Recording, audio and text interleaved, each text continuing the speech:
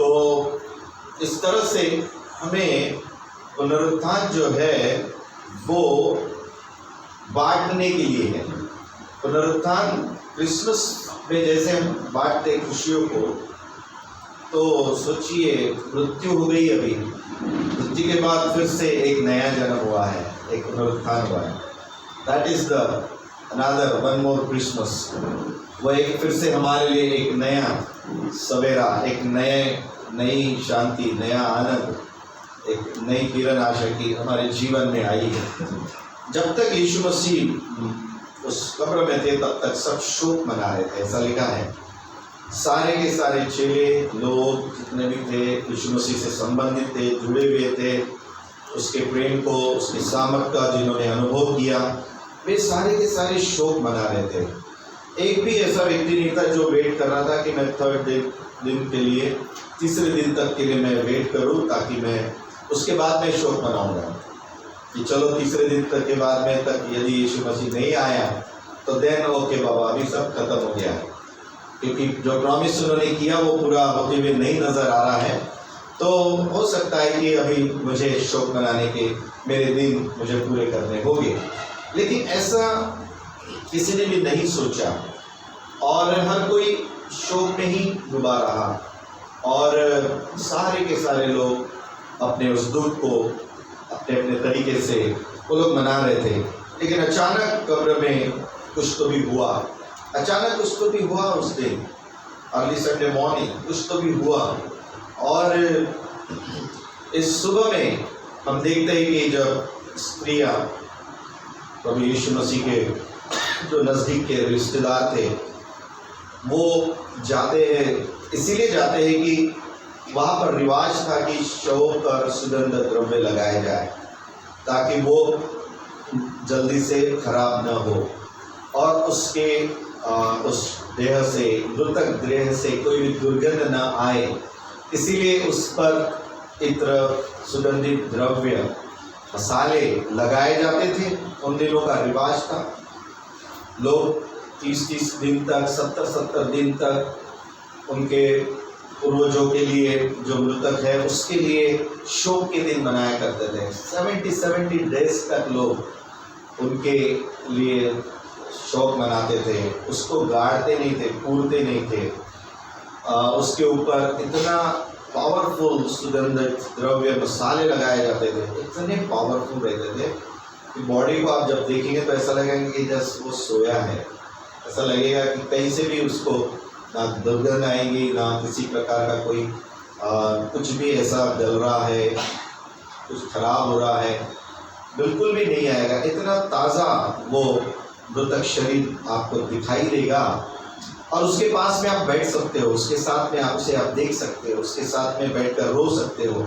वहाँ पर आप अपने शोक को मनाते, लोग गीत गाते, भजन कीर्तन करते थे और वो अपने शोक के दिन पूरे करते थे।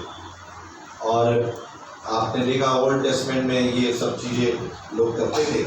सो यहाँ पर उसी के रिवाज को ध्यान में रखते हुए, उसी रीति को ध्यान में रखते हुए कुछ स्त्रियाँ जो है वो जाती है अपने सुगंधित मसालों को लेकर ताकि वो यीशु मसीह की शव पर लगाए ताकि वो सड़े नहीं, खराब ना हो। बट जब वो देखते हैं तब वो सोचते हैं कि कौन हमारे लिए वो कब्र का दरवाज़ा कौन खोलेगा, कौन उस पत्थर को लुढ़काएगा जो इतना बड़ा पत्थर वहाँ पर है और ऑलरेडी वहाँ पर इतने सारे पहरावी है वहाँ पर, तो कौन हमारे लिए ये काम करेगा। वो शायद रिक्वेस्ट करने वाले होंगे, वो शायद वहाँ पर जो पहरेदार है शायद उनको वो बोलेंगे कि प्लीज़ हमारे लिए 2 मिनट के लिए आप ये खोल दीजिए ताकि हम अपने इस कार्य को पूरा कर सकेंगे। मे भी इस तरह से वो इस मनसा से वो लोग आगे बढ़ते हैं और सुबह देखते तो अरे ये तो ऑलरेडी कब्र का जो पत्थर है वो तो ऑलरेडी खुला है, कौन आकर गया, कौन आकर वहाँ पर पहले से ही हमारे पहले कौन आकर यीशु मसीह के शव को तो नहीं लेकर गए या कुछ उन्होंने ऑलरेडी उसको द्रव्य तो नहीं लगाया। तो कुछ बड़े भयभीत और होकर वो सब कब्र के ऊपर में जाते हैं और जब उन्हें वहाँ पर यीशु नज़र नहीं आते, वहाँ पर उनके वस्त्र नज़र आते हैं जिसको लपेट कर रखा गया था जिन वस्त्रों में, लेकिन यीशु नज़र नहीं आते और वे बड़े डरते। तब अचानक तो क्या पढ़ते हैं बाइबल में? यीशु मसीह उनको प्रकट होते हैं। हालेलुया। यीशु मसीह स्त्रियों पर प्रकट होते हैं। और हम कुछ यूहन्ना में से, यूहन्ना की किताब में से पढ़ेंगे, हम लोग कुछ मत्ती में से भी पढ़ सकते हैं। लेकिन उसके पहले मैं चाहूँगा कि हम लोग निकालेंगे प्रेरितों के काम पहला अध्याय निकालेंगे, प्रेरितों के काम पहला अध्याय, और उसके पहले वचन से तो तीसरे वचन तक हम लोग पढ़ेंगे इसको। प्रेरितों के काम इसका पहला अध्याय और उसके पहले वचन से तीसरे वचन तक।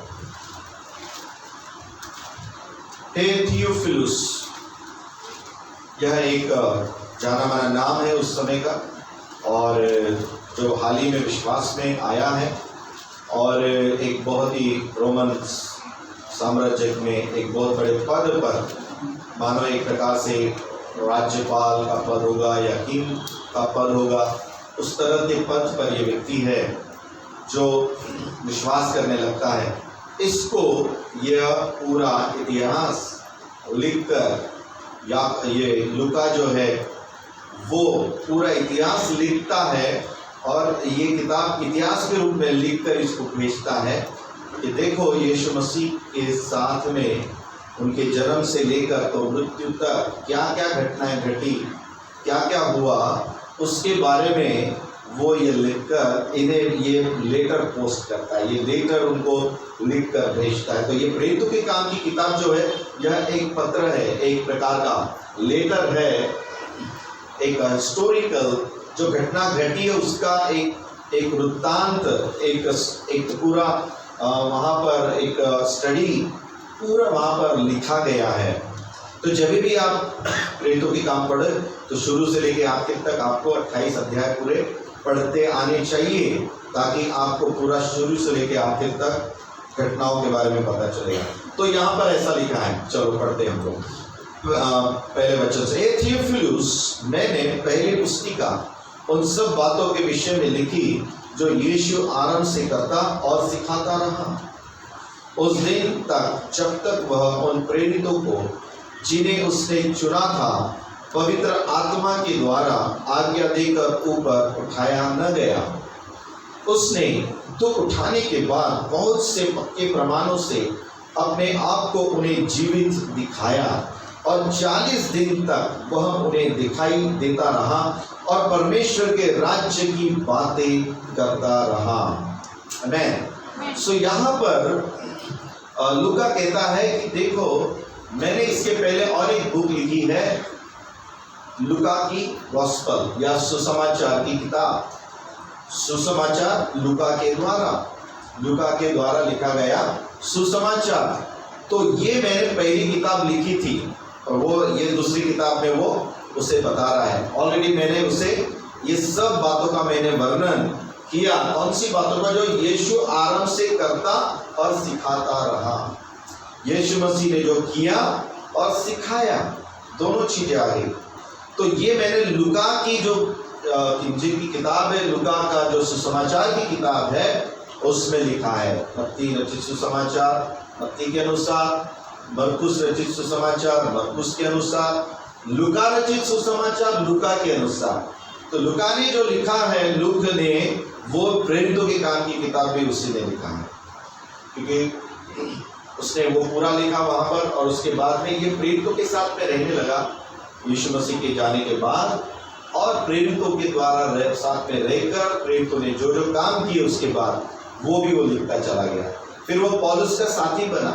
तो पौलुस अपने सबसे ज़्यादा बाद में लेटर्स लिखे कलीसिया के लिए, तो वो पौलुस का साथी बनकर आखिरी तक उसके साथ में रहा, और उसके कारण वो पूरे प्रेरितों के काम में जितने भी सेवकाई प्रेरितों के द्वारा की गई वो सबको उसने यहाँ पर लिख दिया। हालेलुया। तो वो कहता है कि मैंने ऑलरेडी आरंभ से जो बातें यीशु करता रहा, सिखाता रहा, मैंने लिख दिया है। उस दिन से जब तक वह उन प्रेरितों को जिन्हें उसने चुना था पवित्र आत्मा के द्वारा आज्ञा देकर ऊपर उठाया न गया।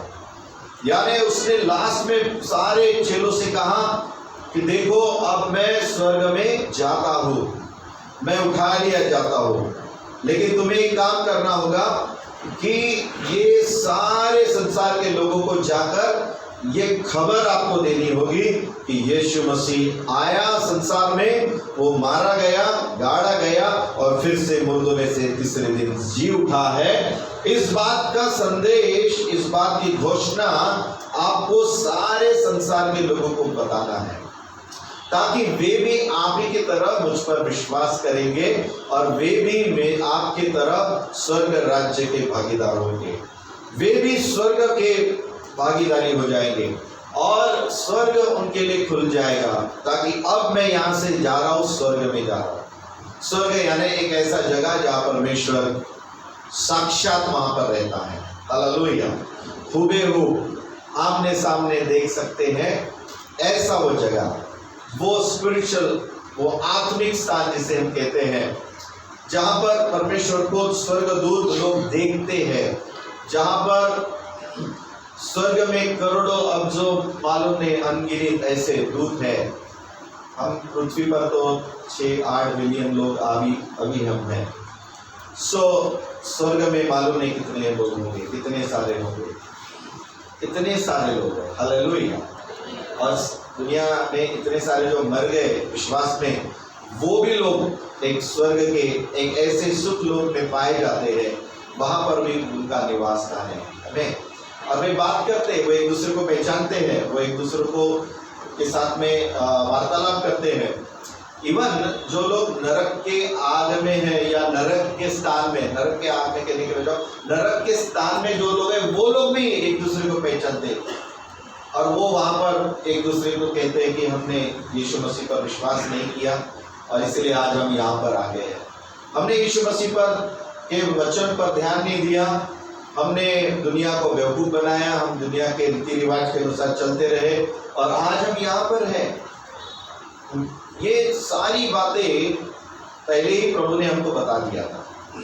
और वो लाजर के बारे में जब वो बताता है, धनी व्यक्ति और लाजर के बारे में जो बताता है, उसमें भी यीशु मसीह बताता है कि धनी व्यक्ति कहाँ पहुँचाया गया और लाजर जो गरीब लाजर था वो कहाँ पर पहुँचाया गया। गरीब लाजर के बारे में लिखा है कि वो सुख लोक में गया, परमेश्वर पिता इब्राहिम की गोद में गया, और जो उद्धार नहीं पाया था वो उसके बारे में लिखा है कि वो नरक के स्थान में गया या अंधकार के स्थान में गया।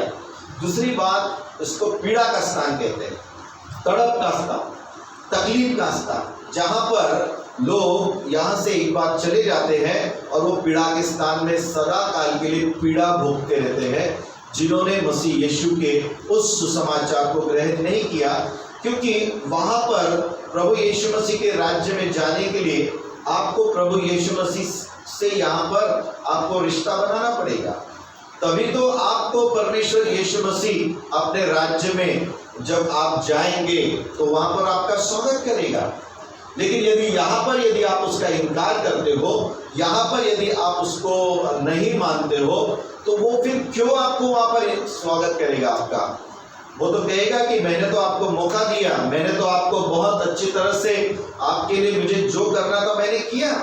मैं देखो इस संसार में 33.5 वर्ष में इस नरक जैसे दुख जैसे संसार में आकर रहा, आप लोगों की निंदा सहा, आप लोगों की तकलीफ सहा, आप लोगों की पीड़ा को मैंने सहा, मैंने स्वर्ग की बातें बताने की कोशिश किया, लेकिन कोई भी विश्वास नहीं करता था। जो लोग परमेश्वर पर विश्वास करने का दावा रखते वो भी विश्वास नहीं करते थे। और मैंने जब उन्हें परमेश्वर का सच्चा रास्ता बताया तब उन्होंने मुझे उठाकर क्रूस पर टंगा दिया, मुझे उन्होंने इस प्रकार से दर्शित कर दिया, क्रूसित कर दिया और श्रापित ठहरा दिया, और इतना भयानक जुल्म उन्होंने उठाया। मैंने इसीलिए सहा, इसीलिए कि तुमको यहाँ पर एक पीड़ा के स्थान पे आप ना आओ। मैंने आपके लिए ये सब इसलिए दुख उठाया ताकि आप ये दुख उठाने के लिए यहाँ पर न आए, लेकिन इसलिए क्योंकि अभी आपने मुझे मेरे इस दुखों का आपने स्वीकार नहीं किया। इन दुखों को मैंने जो आपके लिए उठाया है इसको आपने ग्रहण नहीं किया, तो अभी आपको इस पीड़ा के स्थान में ही आपको जाना होगा। आपको मैं अपने उस शांति के स्थान में, आनंद के स्थान में मैं आपको प्रवेश नहीं दे सकता। अभी वहां पर व्यक्ति रोएगा, वहां पर गिड़गिड़ाएगा, वहां पश्चाताप करेगा, वहां कहेगा हे प्रभु बहुत हो गया, हमने बहुत तड़प सही लिया, 14 वर्ष हो गए, हमने जेल भी काट लिया, कुछ लोग 20 साल हो गए जेल काट के आ गए, अभी तो छोड़ दे प्रभु हमको, अभी तो हमें बचा ले। प्रभु कहेगा नहीं, ये एक बार इस दुनिया में आना है, इस संसार में जन्म होना है, और इस संसार से एक बार पलायन हो गया तो दोबारा तुझे अभी वो मौका नहीं मिलेगा कि तू फिर से पश्चाताप करने वापस जाएगा, सुधरेगा और फिर मैं तुझे लेकर आऊंगा। नो, अभी वो तेरे लिए वो संभव नहीं है। अभी तेरे लिए वो सब कुछ दरवाजे बंद हो चुके हैं, क्योंकि यहाँ पर पृथ्वी पर मैंने तुझे बहुत मौका दिया, मैंने बहुत तुझे वर्ष दिया, तुझे बार बार कई लोगों ने आकर क्रिसमस में तुझे बताया, कई बार लोगों ने आकर तेरे घर में प्रार्थना की, कई बार टीवी के माध्यम से, मोबाइल के माध्यम से यीशु मसीह मारा गया और फिर से मुर्दों में से जी उठा, और जो भी उस पर विश्वास करेगा वो नाश नहीं होगा। ये तुझे बार बार बताया गया, बार बार तुझे समझाया गया, लेकिन फिर भी तूने उसे माना नहीं, फिर भी तूने उसको तरफ ध्यान नहीं दिया। इसलिए अब तुझे इस स्वर्गीय राज्य में मैं तुझे प्रवेश नहीं दे सकता। तुझे तो वही जाना होगा जिसका तूने चुनाव किया। तूने चुनाव किया कि तू तड़प को, दुख को, नरक को झेले, और इसलिए तू वहीं पर जाएगा। इसी तरह से प्रभु कहता है कि अब तुम्हारे लिए वो संभव नहीं है, अभी वो समय है उद्धार का, अभी वो बचने का दिन है, अभी वो आपके उद्धार का समय है। यदि आप उस उद्धार के उस दिन को जो आपके लिए और मेरे लिए मुकर्रर किया गया यानी ठहराया है, यदि इस दिन को यदि आप ग्रहण करके आप उस प्रभु के चरणों में यदि आते हैं तो आपका जीवन बदल जाएगा। जीवन बदल जाएगा मतलब आपका जो जीवन है, वो जो अनंत काल का जो जीवन है, उसमें आपको प्रवेश मिल जाएगा। हालेलुया। कई बार लोग सोचते हैं कि संसार में प्रभु यीशु मसीह को ग्रहण करने के बाद मेरे सारे तकलीफ, मेरे सारे दुख दूर हो जाएंगे। ऐसा नहीं है। जीवन भर आपको इस संसार में जब तक आप हैं, दुख और तकलीफ आपके पीछे है, लेकिन इससे भी बढ़कर खुशी की बात यह है कि यहाँ से पार होने के बाद, इस संसार से, इस मृत्यु से, देह की मृत्यु से पार होने के बाद तुम्हारे लिए एक आलीशान, एक अनंत काल का जीवन तुम्हारे लिए तैयार करके जो मसीह ने रखा है, वो आपके स्वागत की तैयारी कर रहा है। और ये है पुनरुत्थान की सामर्थ, और ये है पुनरुत्थान की आशीष, जो आपको शायद यहाँ पर तो थोड़ा सा उसको आपको चखने मिलेगा, लेकिन आपको इस दुनिया के बाद का जो संसार है, उसके पास में आपको हमेशा के लिए मिलेगा। क्योंकि आपको मालूम है प्रियो कि देखिए, क्योंकि यीशु मसीह जो कहता है कि देखो मैं मर गया था, लेकिन अब मैं युगानुयुग जीवित हूँ, अब मैं युगानुयुग जीवित हूँ। और मैं तुम्हारे लिए, तुम व्याकुल मत हो। यूहन्ना 15 में कहता है, पहले वचन से आगे, तुम व्याकुल मत हो। 14 में अध्याय में भी वो कहता है, तुम व्याकुल मत हो, तुम व्याकुल मत हो, तुम व्याकुल मत हो, यानी तुम डरो मत, तुम परेशान मत हो, तुम तकलीफ में मत रहो। चेलों को भी वो कहता है कि अरे मत डरो, यदि भी मैंने तुमसे कहा कि मैं क्रूस पर जाने वाला, मुझे पकड़वाया जाएगा, मुझे मारा जाएगा, मुझे भेजा जाएगा, मुझे दफनाया जाएगा, पर तुम शोकित मत हो, तुम डरो मत, क्योंकि तुम्हारा शोक आनंद में बदल जाएगा, तुम्हारा शोक आनंद में बदल जाएगा, तुम्हारा शोक दुख आनंद में बदल जाएगा, तुम्हारा दुख आनंद में बदल जाएगा। बस थोड़ा समय की बात है, थोड़ा धीरज धरो, थोड़े देर और थोड़ा सा सहते रहो, थोड़ा देर और वेट करो। तुम्हारे लिए एक नया सवेरा आ रहा है, तुम्हारे लिए एक नया पुनरुत्थान का दिन आ रहा है, तुम्हारे लिए फिर से वो आनंद का दिन आ रहा है, फिर से तुम्हारे दुख को बदलने का दिन आ रहा है। आमीन। That is the day of resurrection day. ये पुनरुत्थान की सामर्थ को जब आप अपने जीवन में अंगीकार करते हो, ग्रहण करते हो, वो आपको रोज यीशु के आगमन के लिए तैयार करती है। और एवरी डे आपके दुखों को दबाकर, आपके दुख जो है वो दबाकर पुनरुत्थान की सामर्थ उसके ऊपर हावी होकर आपको आनंद में जीने के लिए आपकी सहायता करती है। आमीन। कुछ लोग पुनरुत्थान के सामर्थ को अलाउ नहीं करते। कुछ लोग जो है पुनरुत्थान की जो ताकत है वो अपने दुखों में, अपने तकलीफ और परेशानी में कई बार उसको स्वीकार नहीं करते, उसको अनुमति नहीं देते कि वो आए। उनको लगता कि इस दुनिया से कोई दूसरा व्यक्ति आए, कोई सरकार आके हमारी मदद करे, कोई बिजनेसमैन आके मदद करे। कुछ लोग सोचते हैं कि कोई मेरे रिश्तेदार आकर मेरी मदद करे, और उनका जो ध्यान है ना पूरा का पूरा वो लोगों पर ही लगा रहता है कि वो आएंगे और वो हमारी सहायता करेंगे। इसके बजाय कि वो पुनरुत्थान की सामर्थ पर विश्वास करने की जरूरत है। विश्वासियों को चाहिए कि मसीह पर विश्वास करने वाले लोगों को चाहिए कि वो लोगों की राह न देखे, वो पुनरुत्थान की सामर्थ की राह देखे। यीशु मसीह ने कहा, जब उसे पकड़ने के लिए जब पूरे याजक और पूरे सोल्जर्स, सैनिक उसे पकड़ने के लिए आए, तब पतरस क्या करता है, अपने हाथ की एक छोटी तलवार लेता है और वो आकर लड़ने के लिए खड़ा होता है, हमला कर देता है। वो सीधा हमला कर देता है कि कोई हमको पकड़ने आ रहा है, कोई हम पर हमला करने आ रहा है, चलो हम भी मिलकर उनको हमला करके क्या करते हैं, हम बच के भाग जाएंगे, हम उनको मार देंगे। और वो चाहता है कि वो ऐसा करके अपने आप को और सबको बचा ले। लेकिन यीशु मसीह कहता है कि देख, अपने आप को तू रोक, क्योंकि मेरा राज्य यहाँ का नहीं है। हालेलुया। मेरा राज्य यहाँ का नहीं है, मेरा राज्य स्वर्ग का राज्य है। क्या मैं अपने पिता से ये कहकर नहीं बोल सकता हूँ कि अभी वो हजारों लोगों की सेना को भेजे, स्वर्गीय सेना को, और वो आके इनसे लड़े और हमें बचाए? तो अभी यदि कहूँगा मैं कि भेज दे सेना को, अब भी आ जाएगी और इन सबको डिस्ट्रॉय कर देगी। लेकिन मेरा राज्य इस संसार का नहीं है। मैं इन लोगों को मारने के लिए नहीं आया हूँ, मैं इन लोगों को नाश करने नहीं आया हूँ, मैं तो इन लोगों को बचाने आया हूँ। हालेलुया।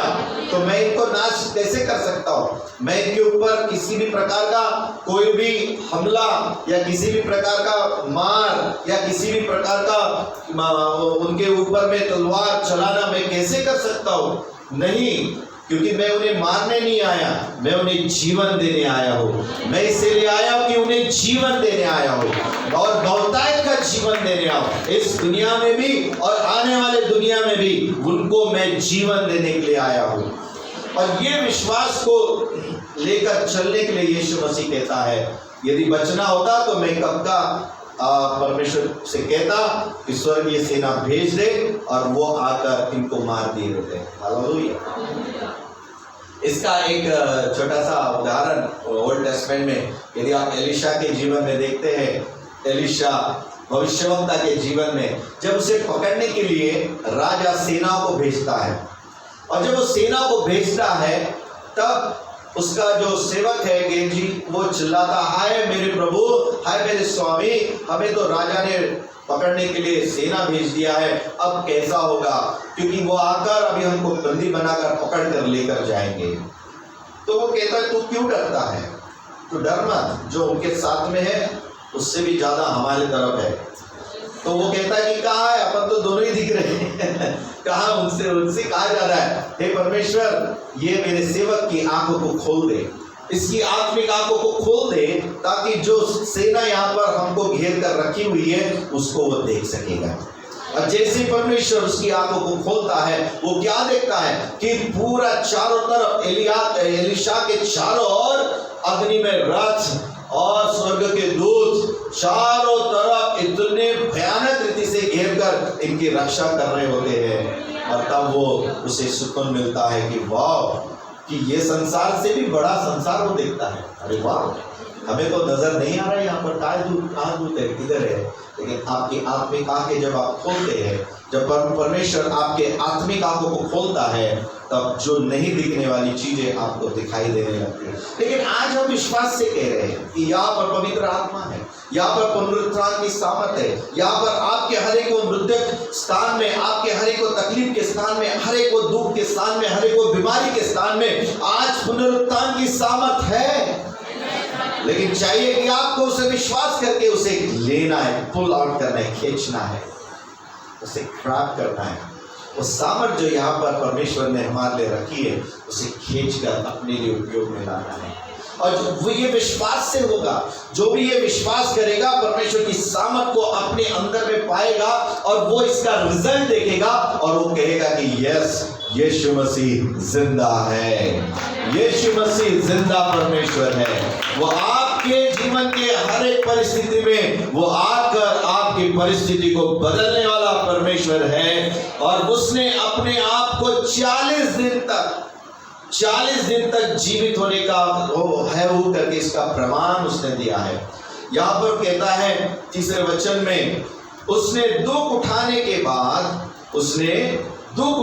बाद यानी क्रूस पर जाने के बाद बहुत से पक्के प्रमाण दिया।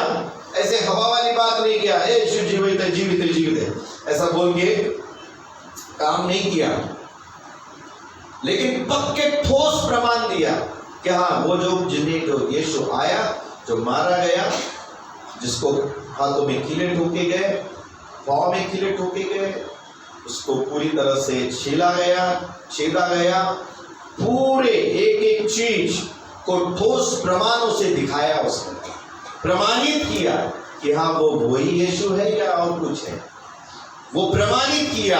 और 40 डेज तक, 40 दिन तक दिखाया। ऐसा नहीं कि आया 2 दिन में दिखा दिया और चलता बना और किसी को पता ही नहीं चला, हवा से शुरू हो गया। नो, वो बिल्कुल बात ठहरा रहा, वो हर जगह पर ठहरा रहा, हर किसी पर प्रकट हुआ। जब उसने जब हम लोग पढ़ते हैं, जब खाली कब्र थी और यूहन्ना 20 अध्याय में आते हैं, उसी के बाद पहले वाला पेज पलटा देंगे तो आ जाएगा, यूहन्ना 20 अध्याय।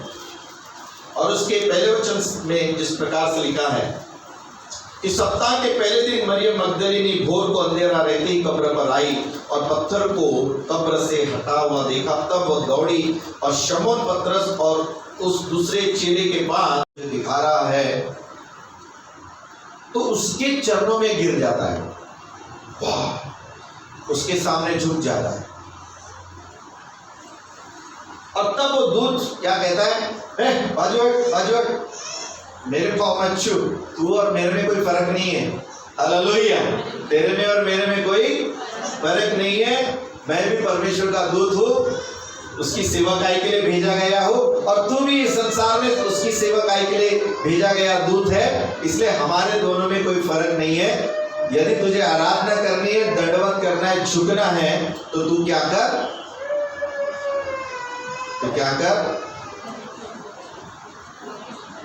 सिर्फ और सिर्फ यीशु की आराधना कर। तो रियल स्वर्गदूत क्या करता है, वो अपने आप को महिमा लेने नहीं देता, वो खुद महिमा करने नहीं देता अपनी। कोई उससे आके दंडवत करे, कोई आके उसकी आराधना करे, वो स्वीकार नहीं करता। वो कहता है कि भाई तू और मैं, हम एक जैसे ही है, भले मैं दूत स्वर्ग से आया हो तो क्या हो गया हो, मेरे से भी बढ़कर आप लोग हो, क्योंकि आपको अब परमेश्वर के संतान होने का अधिकार आपको मिला है। और यीशु मसीह ने आपके लिए अपनी जान दिया है, यीशु मसीह ने आपके लिए क्रूस उठाया है। जो स्वर्गदूत है, रियल स्वर्गदूत है, वो क्या करेगा हमेशा, वो यीशु की महिमा कराएगा। क्या करेगा वो? यीशु मसीह की महिमा कराएगा, वो अपनी महिमा नहीं कराएगा। अभी जो रियल पास्टर्स होते हैं, रियल परमेश्वर के दास लोग होते हैं, वो कभी भी अपनी महिमा कभी नहीं करने लगाएंगे। वो कभी ये नहीं कहेंगे कि मेरे ये पास्टर ने प्रार्थना किया इसलिए हुआ, वो पास्टर ने बहुत बड़ा पास्टर है उसके सामने चले जाओ, उसको दान दे दो बहुत, वो हमारे लिए प्रेयर करेगा तो कुछ महान काम होगा। यदि आप क्या करोगे, यदि इस प्रकार से आप करते हो और आप ये कहने के बजाय कि देखो बाबा आप में और मेरे में कोई फर्क नहीं, मैं प्रार्थना करूं कि आप प्रार्थना करो, आपका परमेश्वर मेरा परमेश्वर एक ही है, जितने वो मेरी प्रार्थना सुनेगा उतनी वो आपकी भी सुनेगा। तो आप में भी वही पुनरुत्थान की सामर्थ है, आप में भी वही ताकत है, आप में भी वही परमेश्वर का प्रेम आपके अंदर भी उतना ही है, यानी आप भी उतनी पावरफुल हो जितना कि मैं हूँ, आप भी उतनी विश्वास में हो जितना कि मैं हूँ। तो एक रियल पास्टर, एक रियल परमेश्वर का जन क्या करेगा, इस तरह से हमारा ध्यान परमेश्वर की ओर लगाएगा, ना कि अपने तरफ लोगों को आकर्षित करेगा। जो व्यक्ति इस संसार में अपने तरफ लोगों को आकर्षित करता है, इसका मतलब वो लोगों को अपना भक्त बना रहा है, अपना डिवोटीज बना रहा है, और ये सबसे बड़ा खतरा है। और इसीलिए हमें लोगों को सही रीति से परमेश्वर का वचन बताने की जरूरत है, सिखाने की जरूरत है, और उन्हें इस तरह से तैयार करने की जरूरत है जिस तरह से यीशु ने अपने चेलों को तैयार किया और चेलों ने दूसरे चेलों को तैयार किया। हालेलुया। और वही चेले हमको एक दूसरे को बनाना है। चेले भी कैसे बनाना है, हमें एक दूसरे को चेले बनाना है, प्रभु के चेले बनाना है, हमें, ना कि उसे हमारा भक्त बनाना है, हमें उसे यीशु मसीह के चेले बनाना है। आमीन। सो जो दूत है, रियल दूत है, वो क्या करते हैं, वो चाहे वो स्वर्ग का दूत हो, चाहे वो कलीसिया का दूत हो, कलीसिया के दूत यानी जो कलीसिया के अगुवे हैं, उन्हें भी कलीसिया के दूत कहा जाता है, वो भी कलीसिया के अगुवे हैं। लेकिन ये सबका काम क्या है, यीशु मसीह की सेवा करना और सबको एक जैसा अधिकार, एक जैसा सबको क्या कहते हैं, सम्मान करना, या एक जैसा देखना कि इनमें भी वही यीशु है जो मुझ में है। आमीन। हालेलुया। आपके अंदर का यीशु कमजोर नहीं है, आपके अंदर का यीशु भी वही पुनरुत्थान का यीशु है जो मुर्दों में से जी उठा है। मेरे अंदर का यीशु भी उतना ही पावरफुल है जितना यीशु मसीह मुर्दों में से जी उठा है। फर्क क्या होता है कि तुम्हारी और मेरी सोच में फर्क पड़ता है, और हम यीशु मसीह को अपने सोच के कारण छोटा या बड़ा कर देते हैं। हम अपने दिमाग की सोच के कारण हम यीशु को छोटा या बड़ा करते हैं। लेकिन आपको अपने दिमाग को इतना प्रकाशमय करने की जरूरत है, इतना सद्बुद्धि देने की जरूरत है, उसको हिलाने की जरूरत है कि भैया उतनी ही ताकत आज मेरे अंदर भी है जितनी कि यीशु के अंदर में थी। हालेलुया। वो पुनरुत्थान की सामर्थ्य, मुर्दों में से जी उठने की ताकत वो मेरे अंदर में भी है जितने कि किसी और परमेश्वर के दास में है, किसी और परमेश्वर के सेवक में है, किसी भी प्रभु के जन में है। उस सेम पावर भी मेरे अंदर में भी काम करती है, मेरे अंदर भी है। ये अपने दिमाग को आपको बताना है, तो आप एक्चुअली मुर्दों में से जी उठे हुए व्यक्ति आप हैं। आप हे सोने वाले जाग, प्रभु का वचन कहता है, हे सोने वाले जाग, ताकि मसीह का तेज, मसीह की ज्योति तुझ पर प्रकट हो, और तू जो मरा हुआ है, तुझे तेरे अंदर से वो पुनरुत्थान की सामर्थ प्रकट हो। आमीन। वो तब होगा जब आप अपने दिमाग को प्रशिक्षित करेंगे, अपने मुंह से अंगीकार करेंगे और कन्फेस करेंगे कि यीशु मसीह जो जी उठा है वो मेरा प्रभु है, वो मेरे अंदर रहता है। और यही बात स्वर्गदूत जो है वो सिखा रहे हैं, वही बात वो हमें भी सिखा रहे हैं। वो स्त्रियों को ये नहीं कह रहे कि, वो पैरों को ये नहीं कह रहे कि हमारे कदमों में झुक जाइए, हमारे कदमों में आकर दंडवत कीजिए। स्वर्गदूत ऐसा नहीं कह रहे, वो आके चुपचाप बैठ रहा है, अपना काम कर दिया, मुझे भेजा ऊपर से, जा जल्दी से पत्थर हटा, क्योंकि जीसस अभी बाहर आने वाले हैं और लोग भी जाके अंदर में लोग भी क्या होने वाले हैं, अंदर में जाकर देखने वाले हैं, तो पत्थर जाके हटा दे। तो पहला दर्शन हुआ यीशु मसीह का, तो वो दूत को हुआ है। हालेलुया। स्वर्गदूतों को वो दर्शन मिला है और फिर हमें वो मौका मिला। यदि पहले से यदि ये माला लेकर, सुगंधित द्रव्य न लेते हो, माला लेकर, बुके लेकर, जीसस ने बोला था तीसरे दिन मैं आऊंगा, आइए हम, यीशु मसीह बाहर आने वाले हैं, तो हम तैयारी में रहे, हम उनके स्वागत के लिए, वेलकम के लिए तैयारी करें। और वो पहले से वहां पर यदि रहते तो पहला ये दर्शन इनको मिला रहता। हालेलुया। और उन्होंने वो खो दिया, उन्होंने वो खो दिया चांस।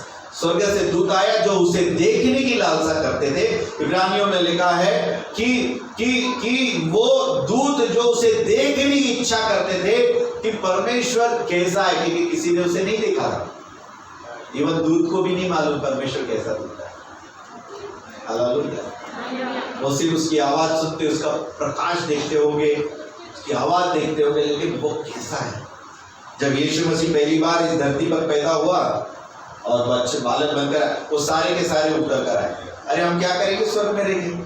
जब स्वर्ग का परमेश्वर अभी बालक बनकर ये दुनिया में आया तो सारे के सारे नीचे उतर कर आए। हालेलुया।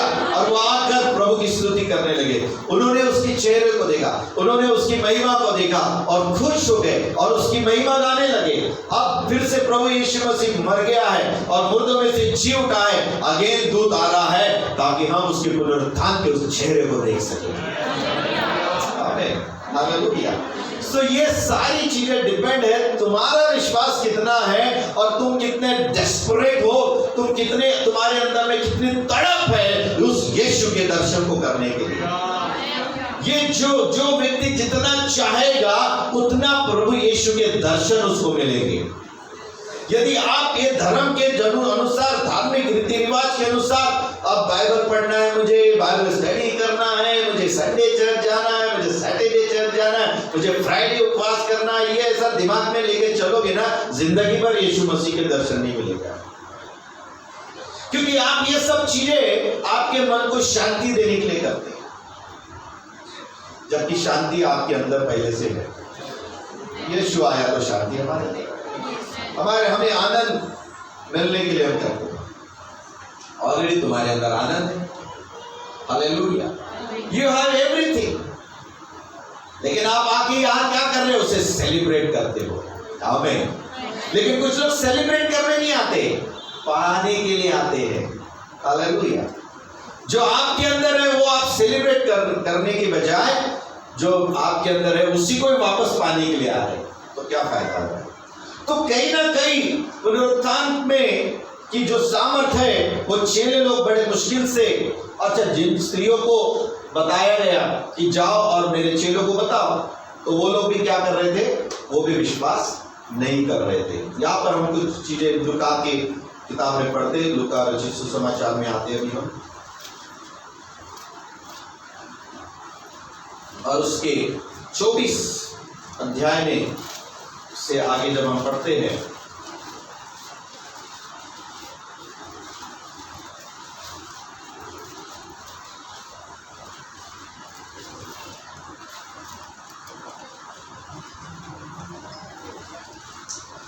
हम 36 वचन से आगे पढ़ते हैं।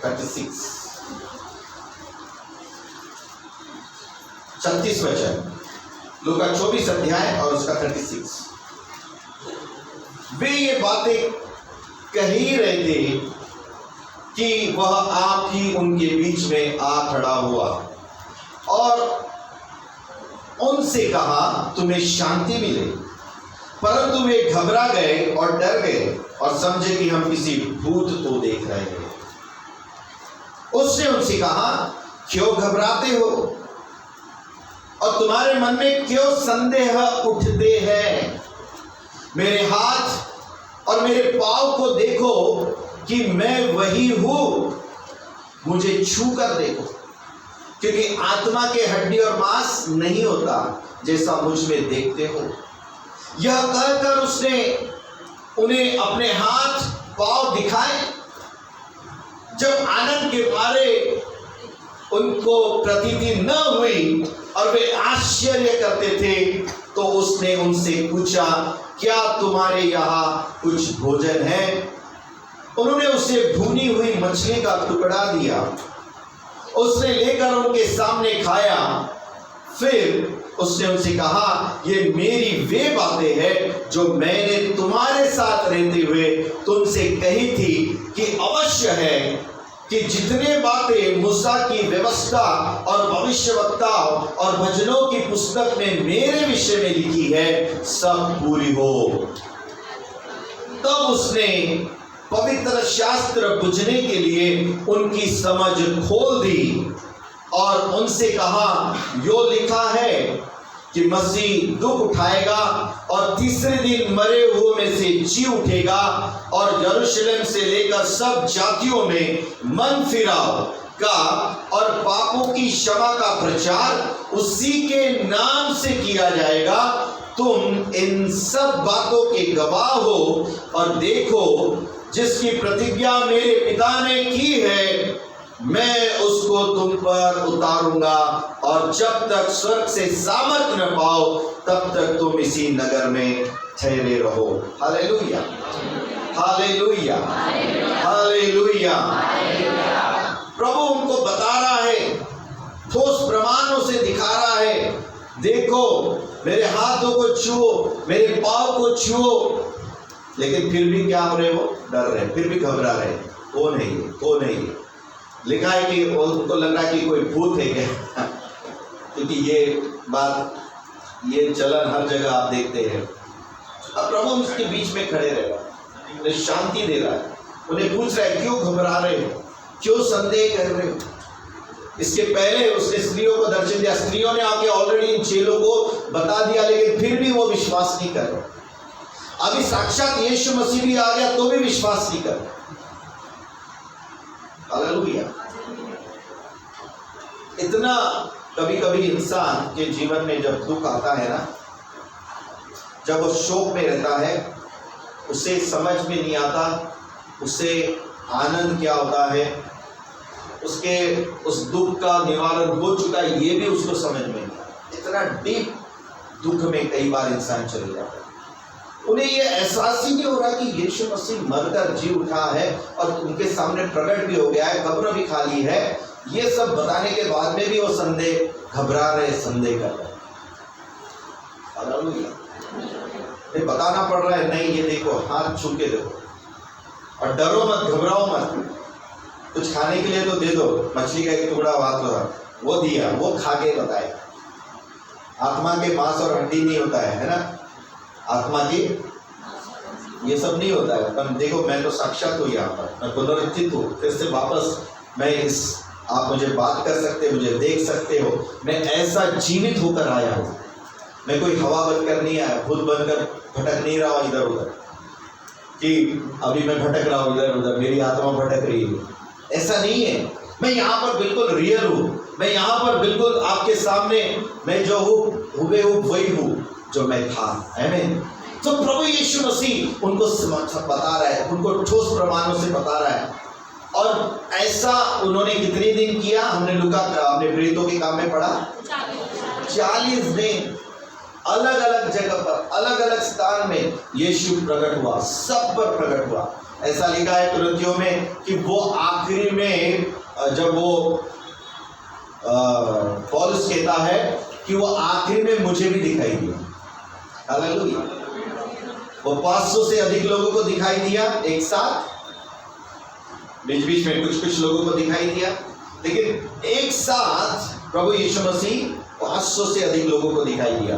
क्योंकि ये जो जगह है 50 वचन में लिखा है, वचन 50, तब वह उन्हें बैतनिया तक बाहर ले गया और अपने हाथ उठाकर उन्हें आशीष दी और वह उनसे अलग हो गया और स्वर्ग पर उठा लिया गया। आमीन।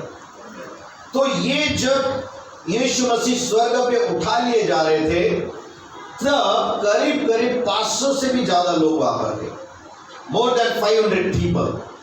उनके सामने उनको पूरा प्रमाणित करते, उनसे बातें करते, उन्हें सिखाते हुए, उन्हें लास्ट का वचन देते हुए कि देखो अब तुम क्या करो, स्वर्ग और पृथ्वी का सारा अधिकार मुझे दिया गया है। अभी हम लोग मत्ती 28 में आते हैं, जहां पर यीशु मसीह ने ये बात उनसे कही।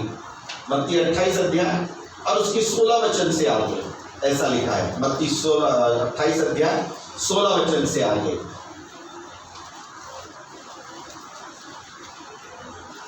11 चेले गलील में उस पहाड़ पर गए जिसे यीशु ने उन्हें बताया था। मैं तुम्हें गलील में मिलूंगा करके अब गलील में गए हो। उन्होंने उसके दर्शन पाकर उसे प्रणाम किया, पर किसी किसी को संदेह हुआ।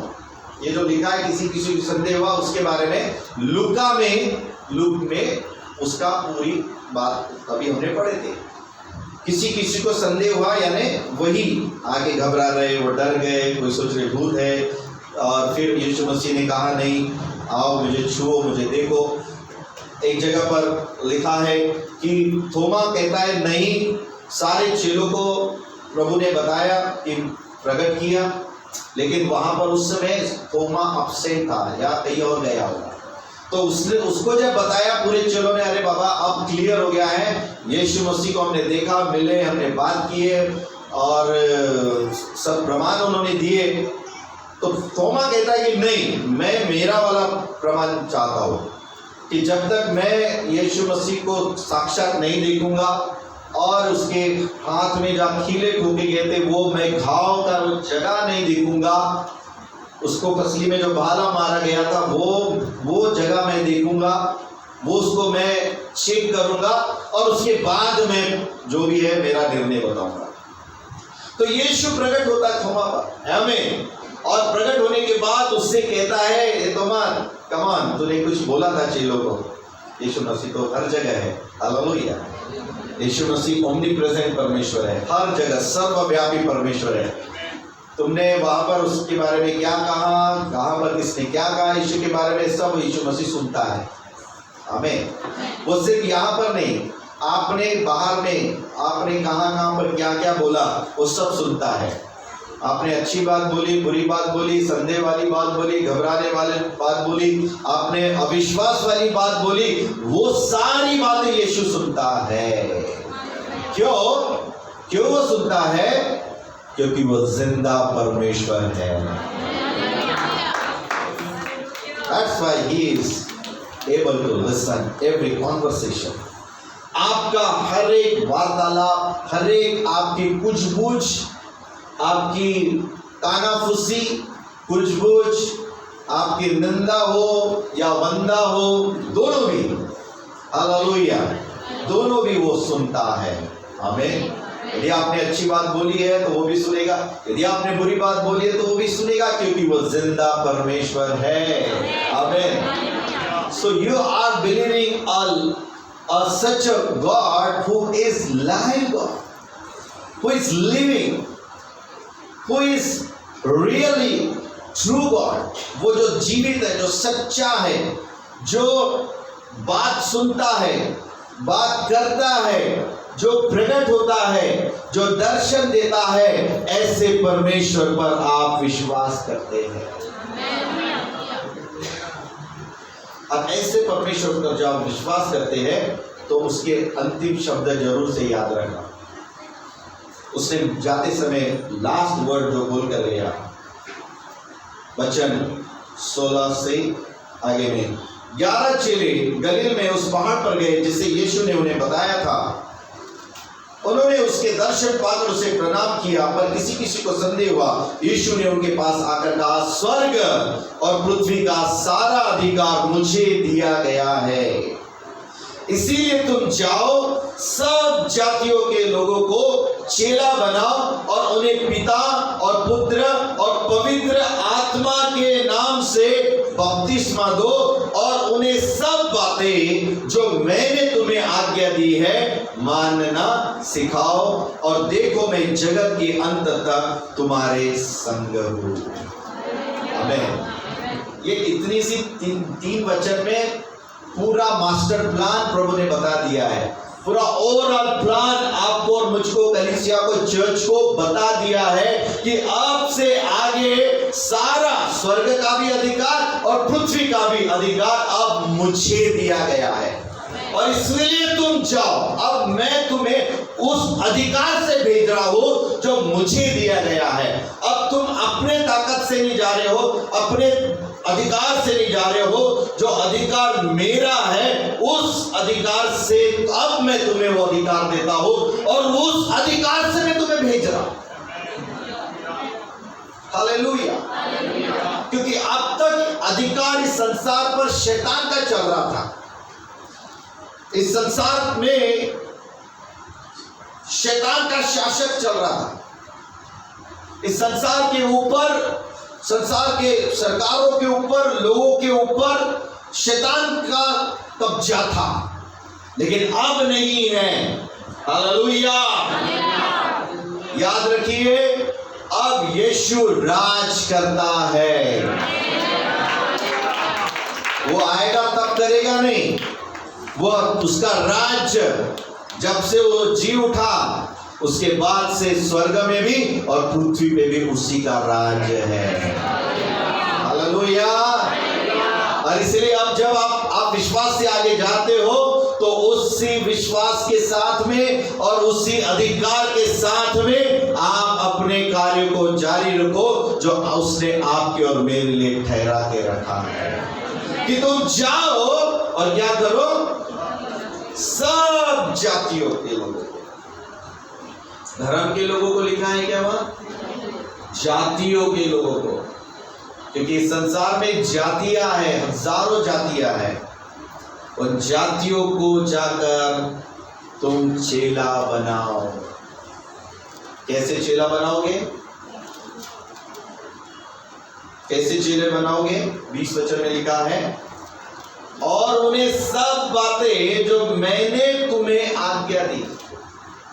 जब यीशु मसीह वहां पर 12 चेले हैं और 500 से भी अधिक चेले हैं वहां पर, वो सबको कह रहा है जो बातें मैंने ऑलरेडी तुम्हें सिखाई है वो बातें उन्हें मानना सिखाओ।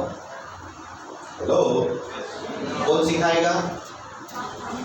सिर्फ 12 चेले या पूरे चेले? जितने थे सबको बोला। ऐसा नहीं बोला कि नहीं तुम ही कुछ पर्टिकुलर लोग ही है, तुम पर ही मैं अभिषेक देता हूं, तुम ही लोग सिर्फ जाके चेले बनाना, बाकी लोग घर में जाके सो जाएंगे। नहीं, ऐसा नहीं बोला। सबको बोला है, सबको बोला है। यानी चेला बनाने का पुनरुत्थान की सामर्थ, पुनरुत्थान के बाद का जो आज्ञा है, पुनरुत्थान यीशु मसीह की नई आज्ञा जो है वो चेले बनाने की आज्ञा है। यदि पुनरुत्थान के बाद यदि आप उसके सुसमाचार को नहीं बताते हो, उसके चेलेपन को नहीं बताते हो, आप लोगों को जाके चेला नहीं बना रहे हो, उनको बपतिस्मा नहीं दे रहे हो, आपको देना है बपतिस्मा, पास्टर आके नहीं देगा। आपके घर में कोई बिलीव कर रहा है आपके गवाही से, आपके वचन से, उसको वही घर में आके में डुबा के उसको बपतिस्मा दो। Hallelujah, hallelujah. कंफर्म कर लो कि वो पूरा बिलीवर बन गया है कि नहीं, विश्वासी बन गया है कि नहीं। जो बातें आप विश्वास करते हो, आपने सीखा है, वही बातें उसको सिखाओ। और कौन सिखाएगा? जो विश्वास करता है, जो सीखा है, जो चेला है। Do you think that you are a disciple of Jesus? क्या आप ये विश्वास करते कि आप यीशु मसीह के चेले हैं? यदि आप यीशु मसीह के चेले हैं तो यीशु का सुसमाचार आप बताएंगे और दूसरों को भी आप चेला बनाओगे। इस साल इस पुनरुत्थान के आराधना के बाद निर्णय लीजिए कि मेरे कितने चेले मैं बना रहा हूँ यीशु के लिए, यीशु मसीह के लिए मैं कितने चेलों को बना रहा हूँ। यदि ये वचन लेकर यदि आप नहीं जा रहे हैं तो आपका पुनरुत्थान पर कतई विश्वास नहीं। आपका यीशु के जी उठने पर बिल्कुल भी विश्वास नहीं। आप तो सिर्फ अपने ही आप में क्या हो, मस्त हो। Hallelujah, hallelujah. क्या होने वाला है, खाओ पियो बोले, कल तो मरना ही है बोले, बस हो गया। आप अपने आप में मस्त हो। जो लोग ऐसा सोचते हैं अपने आप में ही खाओ पियो, अपना ही काम धंधे पे ध्यान रहो, अपने ही घर पे रहो, अपने ही घर पे ध्यान दो और अपना ही जीवन खा पी के, क्योंकि कल तो क्या है, अपना ही है। ऐसा सोचकर यदि आप चलते हैं तो आप पुनरुत्थान के भागीदार नहीं हैं, आप पुनरुत्थान के विश्वासी नहीं हैं। आज पुनरुत्थान के दिन में आप निर्णय लेंगे कि चाहे संसार कुछ भी हो, क्योंकि संसार में अब राज्य यीशु का है, अब अधिकार यीशु का है। इसलिए जो कुछ तुम यहाँ पृथ्वी पर बांधोगे स्वर्ग में बंधना ही है, जो यहाँ खोलोगे वो खुलना ही। आपके जबान में प्रभु ने सामर्थ दिया है, आपके जबान में अधिकार दिया। आप यदि बोलेंगे नहीं, आपको कितने भी हमारे सरकार ने, हमारे संविधान ने हमको कितने भी अच्छी राइट्स दिए होंगे, राइट यानी अधिकार दिए होंगे, लेकिन उसका उपयोग ही नहीं करते तो उसका आपके जीवन में कोई फायदा नहीं।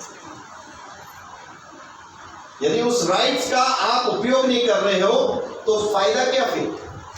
उसी तरह से प्रभु ने जो हमको स्वर्ग और पृथ्वी दोनों जगह का अधिकार उसके साथ हमको दिया है, और वो यदि हम उपयोग नहीं कर रहे हैं तो पुनरुत्थान का हमारे जीवन में कोई भी मतलब नहीं है। जो लोग जीवित है वो क्या करते हैं? वो चलते फिरते हैं, राइट। जो जीवित व्यक्ति चलेगा फिरेगा कि नहीं, खाएगा, घूमेगा, दौड़ेगा, बात करेगा। जो जीवित नहीं है वो सोया पड़ा रहेगा, वो मरा है। यानी व्यक्ति शारीरिक रीति से संसार में जीवित है, लेकिन यदि वह एक्टिव नहीं है, यदि वो परमेश्वर के कार्यों में हिस्सा लेकर काम नहीं कर रहा है, वो मरे हुए व्यक्ति के जैसा ही है, जो व्यक्ति मरा रहता है। लेकिन आज आपको कहना है कि हे परमेश्वर, वो पुनरुत्थान की सामर्थ जो 2000 वर्ष पहले आपके अंदर में आई और आप उस मुर्दों में से जी उठे, वही सामर्थ आज मैं ग्रहण करता हूँ, वही सामर्थ को मैं लेता हूँ, वही सामर्थ पर मैं विश्वास करता हूँ। आप आइए उस सामर्थ को अल्लाह करें, अनुमति